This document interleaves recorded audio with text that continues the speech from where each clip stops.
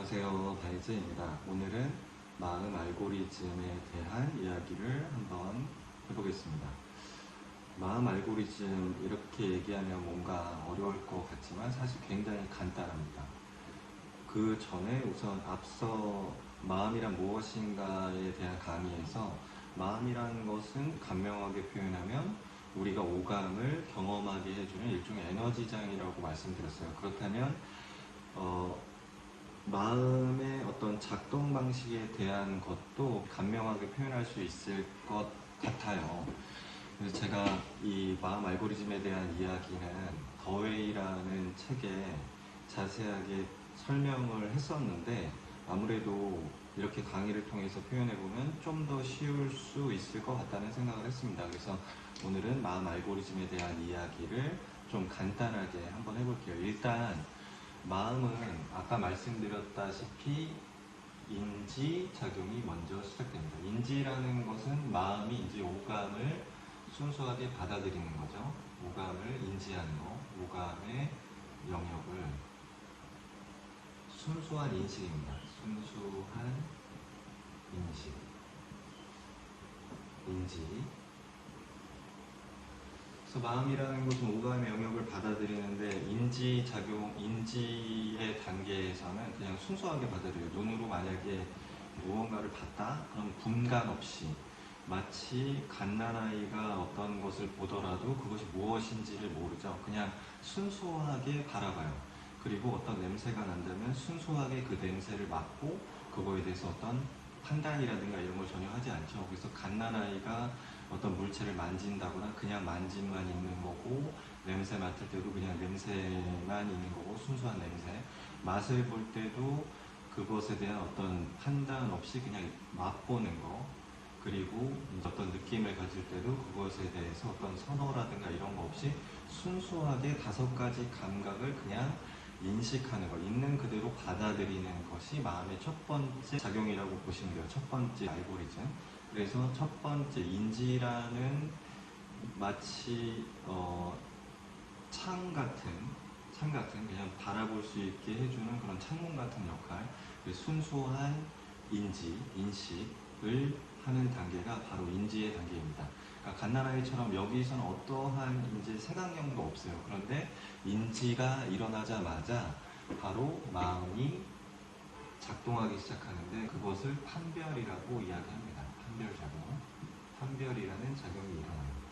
판별이라는 것은 구별한다는 뜻이 있고 그러니까 나와 너를 구별하기 시작하고 엄마와 자기 자신을 구별하기 시작하고 만약에 시각적으로 어떤 대상을 보면 이것이 무엇이다. 예를 들어서 창문을 봤다 그러면 창문이다, 뭐 커튼이다, 아니면 벽이다 이런 것들 구별하는 기능을 하기 시작을 해요.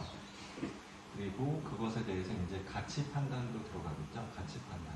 가치 판단이라는 것은 호불호가 들어가기 시작해요. 좋다 혹은 싫다. 이런 호불호, 그러니까 이 가치 판단이죠. 가치 판단이 들어가는데 판별작용을 가장 쉽게 표현한다면 일종의 색안경이 씌워지는 거예요. 선글라스가 이렇게 씌워지는 거죠. 그러니까 예를 들어서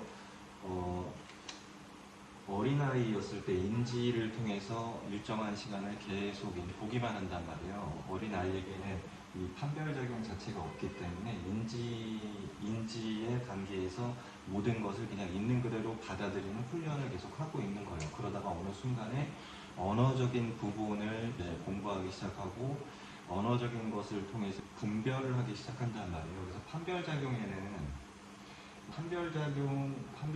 안에는 기억이라든가 이런 것들, 축적된 데이터, 이 오감의 영역을 통해서 축적되는 데이터, 기억 같은 것들도 이 구별과 이것과 저것을 구별한다거나 그리고 이것이 좋다 나쁘다를 구별한다거나 그 전부터 엄마가 뭐 똥은 더럽다, 뭐 오줌은 더럽다, 손 씻어라, 그거는 좋다 나쁘다 이런 것들을 계속 교육받다 보니 마음의 작용인 판별이 일어나기 시작한다는 이야기예요. 그래서 판별을 다른 말로는 에고라고도 할 수 있는데 이 작용이 바로 에고라고 볼 수 있어요. 그러니까 경험에 대한 총합을 가지고 그것에 대해서 이것은 좋다, 이 사람은 좋다, 저 사람은 나쁘다, 저 사람은 여자다, 남자다 이런 구별이 일어나기 시작하는 그 판별 작용. 그리고 판별 판별작용이 일어나자마자 그 다음 단계로 바로 감각이 일어납니다. 감각. 그러니까 몸에서 일어나는 어떤 감각들인데 크게 두 개로 나누면 유쾌한 감각, 불쾌한 감각으로 나눌 수 있어요. 불쾌한 감각. 그래서 감각작용이 일어나고 그리고 바로 이 감각에 의해서 리액션을 하게 됩니다. 반응이 일어나는데 반응은 유쾌한 감각이 일어났을 때는 더 느끼고 싶다. 그래서 갈망의 반응을 하게 되고, 만약에 불쾌한 감각이 일어나면 느끼고 싶지 않다. 혐오의 반응이 일어나요. 혐오로 반응을 하게 되겠습니다. 그래서 마음 알고리즘은 굉장히 단순하게 순수한 인식을 하고 그것에 대해서 제가 시각적으로 본 것에 대해서 이걸 구별하기 시작하고 구별한 이후에 그것에 대해서 호불호를 판단을 해요.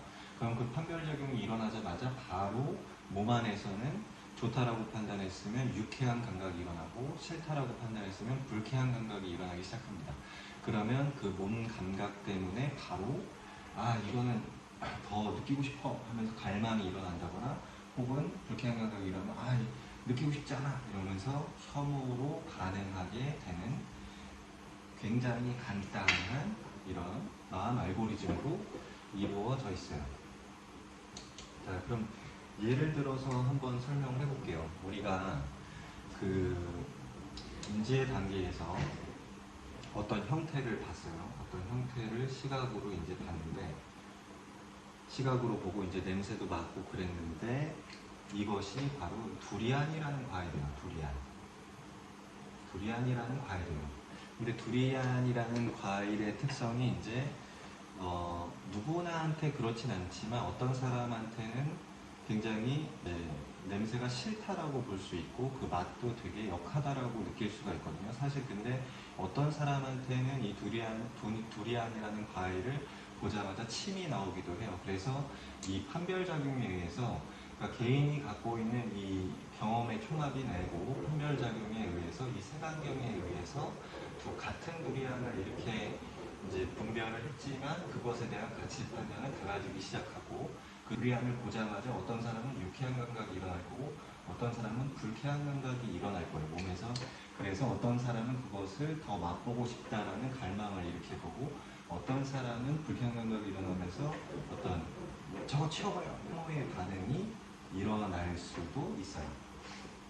그래서 같은 순수한 인식의 차원에서는 아무 문제가 없었는데 그것에 대해서 어떻게 생각하느냐, 내가 어떻게 생각하느냐, 나의 입장에서 가치 판단을 해서 바로 그것에 의해서 감각작용이 몸에서 유쾌하거나 불쾌한 감각이 일어나고 그리고 그 유쾌하거나 불쾌한 감각에 반응하게 되는 거예요. 반응. 그래서 인지, 판별, 감각, 반응이라는 것이 굉장히 순식간에 일어나기 때문에 이것에 대해서 관찰을 하는 경험이 없는 사람들은 무의식적으로 반응하게 되어 있어요. 무의식적인 반응. 무의식적. 그러니까 자기가 의식적으로 이렇게 반응하고 있는 게 아니라 그냥 바로 반응을 하는 거예요. 자, 또 다른 예를 들어볼게요. 어떤 형태를 눈으로 봤어요. 이렇게 형태를 눈으로 봤어요.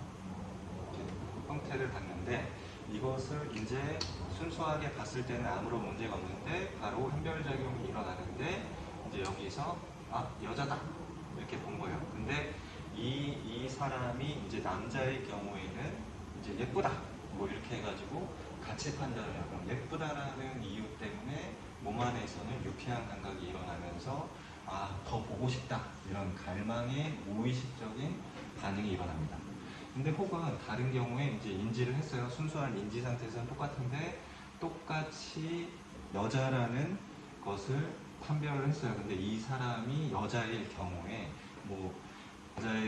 무슨 이성적으로 뭐 그런 건 없겠지만 유쾌하거나 불쾌한 감각이 일어나지 않고 그냥 중립적 감각. 그래서 이 여자에 대해서 그냥 눈으로 보고 아무런 반응을 일으키지 않고 지나가는 중립적인 반응. 이럴 수도 있어요.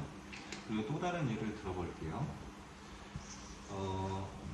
어떤 소리를 들었어요. 어떤 소리를 그냥 인식했어요. 그러니까 오감의 영역에 이제 청각적인 영역인 어떤 소리를 들었는데 이 소리가 어떤 말이다, 어떤 말이에요. 말소리로 판별을 했고, 근데 그게 이 말인데 칭찬의 말이에요. 그럼 칭찬의 말이니까 몸에서는 유쾌한 감각이 일어나겠죠. 그래서 그 칭찬의 말을 더 듣고 싶다는 갈망의 반응, 무의식적인 반응이 일어나고, 또 어떤 소리를 들었어요. 어떤 소리를 들었는데, 여기서 이제 판별작용에서, 이건 욕이네. 그럼 욕이니까 나보다 듣기 싫다라는 판별작용, 싫다라는 게 일어나고, 바로 불쾌한 감각이 일어납니다. 불쾌한 감각이 일어나서, 저런 얘기 듣고 싶지 않아. 그래서 그 자리를 피한다든가 그러는 혐오의 반응이 무의식적으로 또 일어나게 돼 있는 거예요.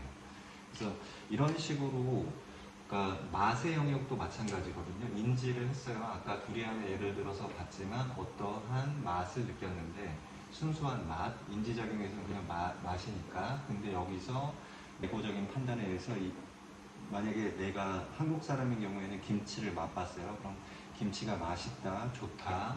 그럼 유쾌한 감각이 일어나고 유쾌한 감각에 의해서 더 먹고 싶다, 더 맛보고 싶다라는 그런 갈망이 일어나겠죠.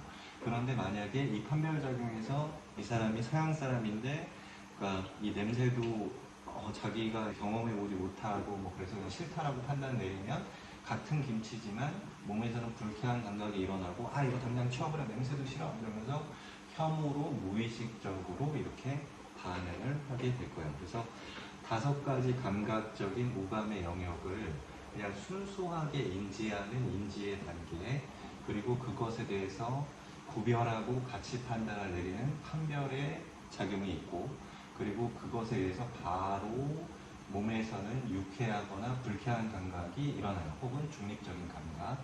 그래서 그것에 의해서 유쾌하면 갈망하고 불쾌하면 혐오하는 무의식적인 반응이 이렇게 일어난답니다. 이렇게 굉장히 간명하게 본 마음 알고리즘입니다. 마음 알고리즘.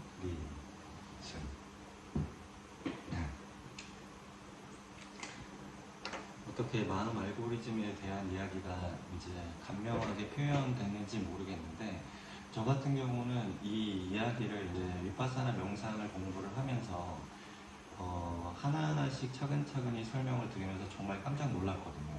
그러니까 제가 굉장히 의식적으로 선택하면서 산다라고 생각을 했는데, 이렇게 보니까 그냥 인식을 눈으로 봤지만 바로 어떤 제가 갖고 있는 기억이라든가 이런 그 경험의 총합에 의해서 바로 판별을 해버리고, 그것에 대해서 좋다 나쁘다, 이것은 무엇이다 저거는 무엇이다 이러면서 같이 판단을 해버리더라고요. 그리고 나서 바로 몸에서는 유쾌한 감각 혹은 불쾌한 감각이 일어나서 바로 그것에 대해서 더 느끼고 싶다거나 아니면 더 느끼기 싫어 이러면서 갈망과 혐오의 반응을 하면서 살고 있는 제 자신을 발견했어요. 그래서 이 부분에 대한 거를 이론적으로 일단은 이해하고 나면 이 마음 알고리즘에 대한 것을 정확하게 이해를 한다면, 그렇다면 마음 알고리즘에서 벗어나는 방법도 알 수 있겠죠. 그래서 다음 강의에서는 마음 알고리즘에서 어떻게 벗어날 수 있는지에 대한 이야기를 한번 해볼게요. 그때 조금 더 자세하게 실생활의 예를 들어서 설명을 해드릴 테니까 다음 강의도 많이 기대해 주시고, 이 마음 알고리즘에 대한 이야기가 더 궁금하신 분들은 제가 쓴 더 웨이라는 책에 자세하게 나와 있으니 참고하시면 좋을 것 같습니다. 오늘 강의는 이것으로 마치겠습니다. 감사합니다.